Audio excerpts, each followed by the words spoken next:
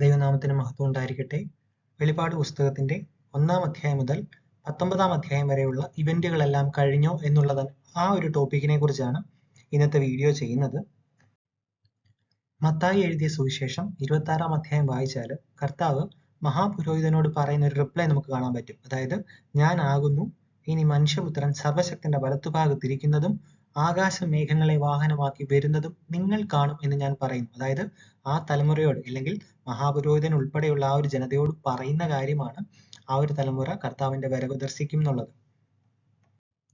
മുൻപിലത്തെ വീഡിയോയിൽ ഞാൻ പറഞ്ഞിരുന്നു, AD 65-നിടയ്ക്കാണ് അല്ലെങ്കിൽ അതിനുള്ളിലാണ് വെളിപാട് പുസ്തകം എഴുതപ്പെടുന്നത്, പത്മോസ് ദ്വീപിലേക്ക് യോഹന്നാനെ നാടുകടത്തപ്പെടുന്നത് എന്നുള്ളത്. അപ്പം ഉടനെ സംഭവിക്കാനുള്ളതെന്ന് പറഞ്ഞാണ് വെളിപാട് പുസ്തകം തുടങ്ങുന്നത് തന്നെ. അതായത് യേശുക്രിസ്തുവിന്റെ വെളിപാട് വേഗത്തിൽ സംഭവിക്കുവാനുള്ളത് തന്റെ ദാസന്മാരെ കാണിക്കേണ്ടതിന് ദൈവം അത് അവന് കൊടുത്തു. അവൻ അത് തന്റെ ദൂതൻ മുഖാന്തരം അയച്ച് തന്റെ ദാസനായ യോഹന്നാനെ കാണിച്ചു. കൂടാതെ 7-ാം വാക്യം വായിച്ചാൽ 1-ാം അധ്യായം 7-ാം വാക്യത്തിൽ, ഇതാ അവൻ മേഘാരൂഢനായി വരുന്നു, ഏത് കണ്ണും അവനെ കുത്തിത്തുളച്ചവരും അവനെ കാണും. അതായത് ആരാണോ, ഏത് തലമുറയാണോ അവനെ കൊന്നത്, ആ തലമുറയാണ് കർത്താവിന്റെ വരവ് കാണും, അല്ലെങ്കിൽ സെക്കൻഡ് കമ്മിങ് കാണും എന്ന് വ്യക്തമായിട്ട് വെളിപാട് 1-ാം അധ്യായം പറയുകയാണ്. കൂടാതെ സകല ഗോത്രങ്ങളും, ഭൂമിയിലെ സകല ഗോത്രങ്ങളും അവനെ ചൊല്ലി വിലപിക്കും, അതെ ആമേൻ. ഇത് നമുക്ക് ഇതിൽ തന്നെ മനസ്സിലാക്കാം. ആ ഒരു ഫസ്റ്റ് ജനറേഷനോട് കർത്താവ് കുരിശുമരണത്തിന് പോകുമ്പോൾ പറഞ്ഞിരുന്നു, നിങ്ങൾ നിങ്ങളുടെ മക്കളെ ചൊല്ലിയും ഒക്കെ കരയുവാൻ പറഞ്ഞ അതേ തലമുറ തന്നെയാണ് കർത്താവിന്റെ വരവ് കാണുന്നത്. അതായത് അവനെ കുത്തിത്തുളച്ചവർ അവനെ കാണും എന്നാണ് പറയുന്നത്. നമുക്ക് ആ ഒരു തലമുറയിൽ അത് സംഭവിച്ചു എന്ന് മനസ്സിലാക്കാം. വെളിപാട് പുസ്തകം 19-ാം അധ്യായം വായിച്ചാൽ, സ്വർഗീയ സൈന്യങ്ങൾ നിർമ്മലവും ധവളവുമായ മൃദുല വസ്ത്രമണിഞ്ഞ് വെള്ള കുതിരയുടെ പുറത്ത് കർത്താവിനെ അനുഗമിക്കുന്നു എന്നുള്ളത് കാണാം. ജോസഫസിന്റെ ബുക്ക്, അല്ലെങ്കിൽ ബുക്ക് ഓഫ് ഫാർ എന്ന് പറയുന്ന ബുക്കിൽ AD 66 സമയത്ത് ആകാശത്ത് അഗ്നിരഥങ്ങൾ കണ്ടതായിട്ട് അദ്ദേഹത്തിന്റെ ബുക്കിൽ വിവരിക്കുന്നുണ്ട്. അതൊരു ഹിസ്റ്റോറിയൻ ആയിരുന്നു ജോസഫസ് എന്നുള്ളത്. കൂടാതെ മറ്റ് ചരിത്രകാരന്മാരും ഈ ഒരു ആകാശ ദൃശ്യം കണ്ടു എന്നുള്ളത്, അല്ലെങ്കിൽ ആകാശത്ത് അഗ്നിരഥങ്ങൾ കണ്ടു എന്നുള്ളതിന്റെ തെളിവ് നമുക്കുണ്ട്. യൗസേബിയോസ്, ടാസിറ്റസ് എന്ന എഴുതിയ ബുക്കുകളിലും നമുക്കിത് കാണാൻ സാധിക്കും. മറ്റ് പുസ്തകങ്ങളിൽ പറഞ്ഞിരിക്കുന്ന ചില ഭാഗങ്ങളാണ് കാണുന്നത്. Chariots and troops of soldiers in their armor were seen running about among the clouds. Chariots of fire and horsemen, a great force flying across the sky near to the ground. ഇതെല്ലാം ആകാശത്ത് കാണുന്ന അഗ്നിരഥങ്ങളെ കുറിച്ചാണ് ആ ചരിത്രകാരന്മാർ അവിടെ രേഖപ്പെടുത്തിയിരിക്കുന്നത്. അതായത് വെളിപാട് പുസ്തകം 19-ാം അധ്യായത്തിലെ ഇവന്റിനെ കുറിച്ചാണ് ഇവരൊക്കെയും പറയുന്നത്. മത്തായി, മർക്കോസ്, ലൂക്കോസ് എല്ലാം തന്നെ ഈ ജനറേഷൻ, ആ ഒരു തലമുറയെ കുറിച്ച് സ്പെസിഫിക് ആയിട്ട് പറയുന്നുണ്ട്. കർത്താവ് തന്നെ പറഞ്ഞിട്ടുണ്ട്, 2-ാം വരവ് വരെയും, അല്ലെങ്കിൽ താൻ രാജ്യത്തിൽ വരുന്നത് കാണുന്നത് വരെ ചിലരിവിടെ മരിക്കുകയില്ല, നിൽക്കുന്നവരിൽ ചിലർ മരിക്കുകയില്ല എന്ന് മാത്യു 16:28 പറയുന്നുണ്ട്. യോഹന്നാനും പൗലോസും പത്രോസും എല്ലാം അത് അന്ത്യകാലമാകുന്നു എന്നവരുടെ ലേഖനങ്ങളിൽ എഴുതിയിട്ടുമുണ്ട്.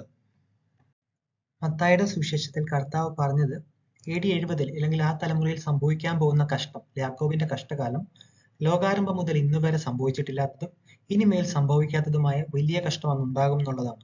അപ്പൊ നമുക്കറിയാം, അതിനുശേഷം അതുപോലെ ഒരു കഷ്ടം ഉണ്ടാകില്ല. അല്ലെങ്കിൽ ആ തലമുറയിൽ തന്നെ ഇസ്രായേലിനും റോമൻ സൈന്യത്തിനും, അല്ലെങ്കിൽ റോമൻ എംപയറിനും ഉണ്ടാകുന്ന നാശത്തെക്കുറിച്ച്, അല്ലെങ്കിൽ ഒരു ചിതറിപ്പോക്കിനെ കുറിച്ച് കർത്താവ് അന്ന് പറഞ്ഞിരുന്നു. അന്ന് നമുക്കറിയാം, അത്തിമരത്തിന്റെ ചില ശാഖകൾ ഒടിച്ചിട്ട് ജാതികളുടെ ശാഖകൾ ചേർത്ത് വെച്ചതിനെ കുറിച്ചൊക്കെ നമ്മൾ വായിച്ചിട്ടുണ്ട്. അപ്പം അന്ന് തന്നെ ഒരു സെലക്ഷൻ പ്രോസസ്സ് അവിടെ നടത്തി ദൈവം. അതായത് പിന്നീട് 2000 കൊല്ലം കഴിഞ്ഞിട്ടല്ല യഹൂദരോട് ദൈവം പ്രതികാരം ഏറ്റുന്നത്. ആ ഒരു തലമുറയിൽ തന്നെ ആ ചെയ്തതിന്റെ കാര്യങ്ങളുടെ എല്ലാം പരിഹാരം ദൈവം കണ്ടെത്തി എന്നുള്ളത് നമുക്ക് അവിടെ നിന്ന് മനസ്സിലാക്കാം. എന്നാൽ ലിറ്റിൽ സീസന്റെ അവസാനം, അതായത് വെളിപാട് പുസ്തകം 12 സൈനിനെ കുറിച്ച് ഞാൻ മുമ്പ് പറഞ്ഞിട്ടുണ്ട്, 2017 ഉണ്ടായതാണ്. അതിനുശേഷം 2020 മുതൽ 2027 വരെ ഈ സീലുകളെല്ലാം ആകാശത്തിലെ അടയാളങ്ങളായിട്ട് പിന്നെയും സംഭവിക്കുന്നതായിട്ടും, കറസ്പോണ്ടിംഗ്ലി ഭൂമിയിലും അതിന്റെ ചെറിയ വർഷം AD 70 സംഭവിച്ചതിന്റെ അത്ര ഭീകരമല്ല, ഇല്ലെങ്കിലും ചെറിയതായിട്ട് ആ ഇവന്റുകൾ റിപ്പീറ്റ് ചെയ്യപ്പെടുന്നതായിട്ട് നമുക്ക് മനസ്സിലാക്കാൻ പറ്റും. 1-ാമത്തെ മുദ്ര വെളിപാട് പുസ്തകം 6-ാം അധ്യായത്തിൽ പറയുന്നത്, ഞാൻ നോക്കിയപ്പോൾ ഇതാ ഒരു വെള്ള കുതിര, അതിന്റെ പുറത്തിരിക്കുന്നവൻ ഒരു വില്ല് പിടിച്ചിരിക്കുന്നു, അവനൊരു കിരീടം കൊടുത്തു, അവൻ ജയിക്കുന്നവനായും ജയാളിയായും പുറപ്പെട്ടു. ഇത് കള്ളപ്രവാചകനും, അല്ലെങ്കിൽ ബീസ്റ്റ് വരുന്നതിനെ കുറിച്ചൊക്കെയുള്ള കാര്യങ്ങളാണ് അവിടെ പറയുന്നത്. അവിടെ മുദ്ര ഏൽക്കാനായിട്ട് അനേകം അടയാളങ്ങളും കാര്യങ്ങളും ഒക്കെ കാണിച്ചു എന്ന് നമുക്കറിയാം. ഇതിന്റെ 2020 തനിയാവർത്തനം എങ്ങനെയാണെന്ന് ചോദിച്ചാൽ, ആദ്യത്തെ വാക്സിനേഷൻ എടുക്കപ്പെടുന്നത് 2020 ഡിസംബർ ആ ഒരു സമയത്താണ്. അതൊരു എക്ലിപ്സിന്റെ അന്നാണ് ഇത് എടുക്കപ്പെടുന്നത്. അപ്പം ഫസ്റ്റ് സീൽ എന്ന് പറയുന്നത് 2020 തുടങ്ങി എന്നുള്ളതിന്റെ മറ്റൊരു റീസൺ, സഗിറ്റേറിയസ് എന്ന് പറയുന്ന കോൺസ്റ്റലേഷനിൽ ഒരു വെള്ള കുതിരപ്പുറമാണ്, അല്ലെങ്കിൽ കുതിരക്കാരനാണ്, അവനൊരു ബോയുണ്ട്, അതോടൊപ്പം തന്നെ ഒരു ക്രൗണും ഉണ്ട്. അതായത് ബേസിക്കലി ആകാശത്തിലെ അടയാളം വെച്ചിട്ടാണ് പല കാര്യങ്ങളും ഭാവിയിൽ നടക്കാനുള്ളത് റെപ്രസെന്റ് ചെയ്യുന്നത്. വെളിപാട് 12:1 കുറിച്ചുള്ള വീഡിയോ കണ്ടവർക്കറിയാം. അപ്പോൾ ഇത്തരം അടയാളങ്ങളിൽ കൂടിയും ഭാവിയിൽ നടക്കാനുള്ള ഇവന്റ് പ്രവചിക്കപ്പെടുന്നത് നമുക്ക് അതായത് കർത്താവ് തന്നെ പറഞ്ഞിരുന്നു, ആകാശത്തിലെ അടയാളങ്ങളെ കാലങ്ങൾക്കും അടയാളങ്ങൾക്കുമായിട്ടാണ് ആകാശത്തിലെ വെളിച്ചങ്ങളെ ഉണ്ടാക്കിയിരിക്കുന്നതെന്ന്. അപ്പോൾ ഇത് ഫസ്റ്റ് സീലിന്റെ ഒരു തനിയാവർത്തനം നമുക്ക് പുതിയ നിയമത്തിൽ അല്ലെങ്കിൽ 2020 ശേഷവും നമുക്ക് കാണാൻ സാധിക്കും. ഇവിടെ ബോ എന്നുള്ളതിന് ഗ്രീക്ക് വാക്ക് ടോക്സോൺ ഷോട്ട്, അതായത് ഒരു വാക്സിനേഷന്റെ രീതിയിലും നമുക്കവിടെ ചിന്തിക്കാൻ പറ്റുന്ന കാര്യമാണ്. രണ്ടാമത്തെ മുദ്രയെ പറ്റി പറയുമ്പോൾ, അപ്പോൾ തീ പോലെ ചുവപ്പ് നിറമുള്ള മറ്റൊരു കുതിര പുറപ്പെട്ടു. അതിന്റെ പുറത്തിരിക്കുന്നവന് മനുഷ്യൻ അന്യോന്യം കൊല്ലുവാൻ തക്കോണം ഭൂമിയിൽ നിന്ന് സമാധാനം എടുത്തു കളയേണ്ടതിന് അധികാരം കൊടുത്തു. ഒരു വലിയ വാളും അവന് കൊടുത്തു. നമുക്ക് ജോസഫസിന്റെ ബുക്ക് വായിച്ചാൽ ഏകദേശം 66 AD മുതൽ 70 AD വരെയുള്ള സമയത്ത് പകൽ സമയം രക്തച്ചൊരിച്ചിൽ രാത്രി ഭയത്തോടും കൂടി ചെലവഴിച്ചുവെന്നും ഗലീലി മുഴുവൻ തീ കൊണ്ട് നിറഞ്ഞിരുന്നു രക്തവും, അല്ലെങ്കിൽ ഇങ്ങനെയുള്ള കാര്യങ്ങളെ കുറിച്ച് ജോസഫസ് വ്യക്തമായിട്ട് തന്റെ ബുക്ക് ഓഫ് വാർ എന്ന് പറയുന്ന പുസ്തകത്തിൽ രേഖപ്പെടുത്തിയിട്ടുണ്ട് എന്നുള്ളത് മനസ്സിലാക്കാൻ പറ്റും. ഇനി അതിന്റെ ഈ ഡെക്കേഡിലുള്ള ഒരു തനിയാവർത്തനം എന്താന്ന് വെച്ചാൽ, സെക്കൻഡ് സീൽ ഓപ്പൺ ആയ സമയത്താണ് റഷ്യ ഉക്രൈൻ വാർ തുടങ്ങുന്നത്. ഇല്ലെങ്കിൽ യുദ്ധത്തിന് സമാനമായ അന്തരീക്ഷം ഭൂമിയിൽ മൊത്തം ഉണ്ടാവുന്ന യുദ്ധശ്രുതികൾ കാര്യങ്ങളൊക്കെ റിപ്പീറ്റ് ചെയ്യപ്പെടുന്ന ഒരു ടൈം പീരീഡ് ആയിട്ട് നമുക്കിതിനെ കാണാൻ പറ്റും. മൂന്നാമത്തെ മുദ്ര തുറന്നപ്പോൾ അവൻ മൂന്നാം മുദ്ര പൊട്ടിച്ചപ്പോൾ വരികയെന്ന് മൂന്നാം ജീവി പറയുന്നത് ഞാൻ കേട്ടു. അപ്പോൾ ഞാൻ ഒരു കറുത്ത കുതിരയെ കണ്ടു. അതിന്റെ പുറത്തിരിക്കുന്നവന് ഒരു ത്രാസ് കയ്യിൽ പിടിച്ചിരിക്കുന്നു. ഒരു പണത്തിന് ഒരു ഇടങ്ങഴി ഗോതമ്പ്, ഒരു പണത്തിന് 3 ഇടങ്ങഴി യവം, എന്നാൽ എണ്ണയ്ക്കും വീഞ്ഞിനും കേടുവരുത്തരുത് എന്ന 4 ജീവികളുടെയും ഇടയിൽ നിന്ന് ഒരു ശബ്ദവും ഞാൻ കേട്ടു. അതായത് ബേസിക്കലി ഫാമിൻ, അതായത് AD 70 ഈ യുദ്ധത്തിന് ശേഷമുള്ള ഫാമിനെ കുറിച്ച് പറയുന്ന കാര്യമാണ്. ജോസഫസ് തന്നെ പറയുന്നുണ്ട്, ഭക്ഷണ സാധനങ്ങൾ കുറയുകയോ നശിപ്പിക്കപ്പെടുകയോ ചെയ്തതോടെ ജെറുസലേമിൽ പട്ടിണിയും രൂക്ഷമായി. അവരുടെ വിശപ്പ് വളരെ അസഹനീയമായിരുന്നു.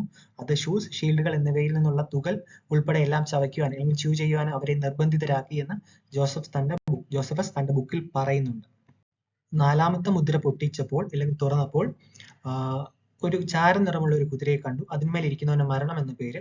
പാതാളം അവനെ പിന്തുടർന്നു. അവർക്ക് വാളുകൊണ്ടും ക്ഷാമം കൊണ്ടും മഹാവ്യാധി കൊണ്ടും ഭൂമിയിലെ കാട്ടുമൃഗങ്ങളെ കൊണ്ടും കൊന്നുകളയുവാൻ ഭൂമിയുടെ 4/1 അധികാരം നൽകപ്പെട്ടു.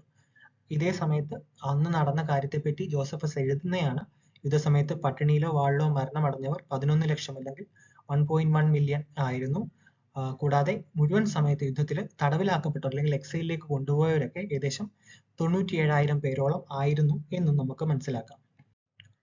7 മുദ്രകളുടെ ഒരു ടൈമിനെ കുറിച്ച് ഞാൻ പറഞ്ഞിരുന്നു. അപ്പം വെളിപാട് 12 അടയാളം ഉണ്ടാവുന്നത് സെപ്റ്റംബർ 23, 2017 നമുക്കറിയാം ദാനിയലിന്റെ ബുക്ക് ഒരു 2300 ഡേയ്സിനെ പറ്റി പറയുന്നുണ്ട്.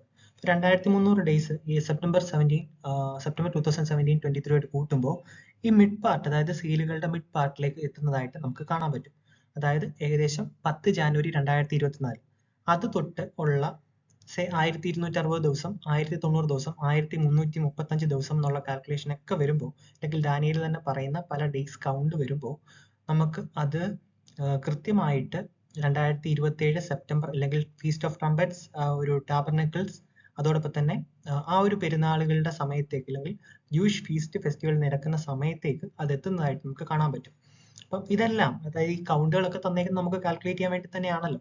നമ്മളിങ്ങനെ റെവലേഷൻ, ഡാനിയലിന്റെ ബുക്കുകളിലെ കാൽക്കുലേഷൻ ഇങ്ങനെ നോക്കുമ്പോൾ 2017 സെപ്റ്റംബറിൽ ജൂപ്പിറ്റർ ആണ് അവിടെ കുട്ടിയായിട്ട് വിർഗോയിൽ നിന്ന് വരുന്നത്. കൂടാതെ അതേ ജൂപ്പിറ്റർ ആണ് ഓരോ സീലും സ്കൈ സൈൻസ് ആയിട്ട് ഓപ്പൺ ആക്കുന്നത് എന്നുള്ളതും നമുക്ക് ഇവിടുന്ന് മനസ്സിലാക്കാനായിട്ട് പറ്റും.